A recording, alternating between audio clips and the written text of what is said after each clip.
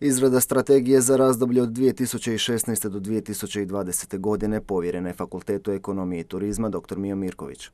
Izradi sudjelovali su i hotelijeri, zatim privatni iznajmljivači, turističke agencije, turistički vodiči te zainteresirani građani. Grad Pula je od vojnog grada okreće se sve više, vojno-industrijskog grada okreće se sve više razvoj turizma. Uvodna analiza pokazala je da Pula čini 9% dolazaka i 7% noćenja u cijeloj Istri, a više od 2000 ljudi direktno je zaposleno u turizmu.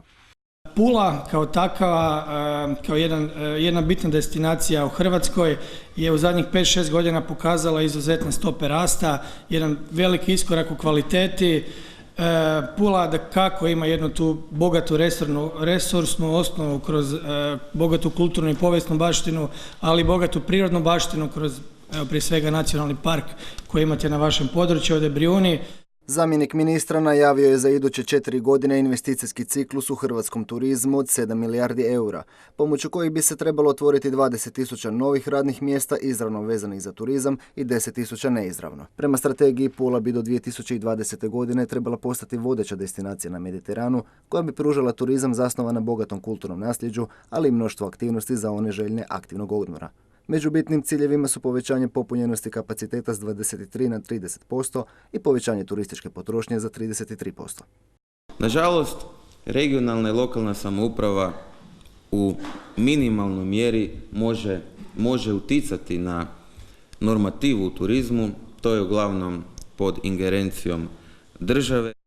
Gradski vijećnici, uključujući i oporbene, mahom su pozdravili prijedlog strategije, a nekoliko ih je primijetilo kako potreba za ovim dokumentom postoji već niz godina. Gradonačelnik se s time složio, no i upozorio kako za ambiciozni razvoj turizma u Puli donedavno nisu ni postojali uvjeti.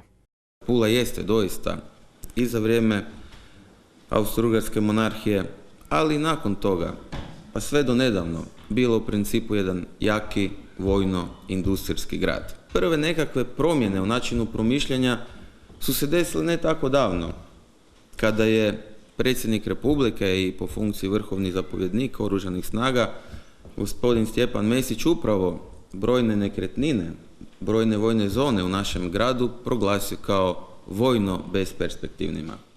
Neki iz oporbe ipak smatraju da je analiza postojećeg stanja u sklopu predstavljanja strategije ukazala na niz slabosti pulskog turizma. Upravo na turizmu se vidi koliko Pula stagnira jer se ne povećaju kapaciteti, kvaliteta je ostala na 3 zvjezdice gdje su svi otišli na 4-5 zvjezdica i hotela i kampova i svega drugoga.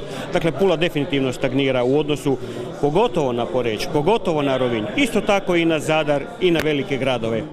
A neke od slabosti su loša željeznička i brodska povezanost, prevelika sezonalnost, loša ugostiteljska ponuda u centru grada, vizualno zagađenje urbanog središta, neiskorišten potencijal pulske luke, nepovoljan parking te loša mikroinfrastruktura poput biciklističkih staza, šetnica i plaža.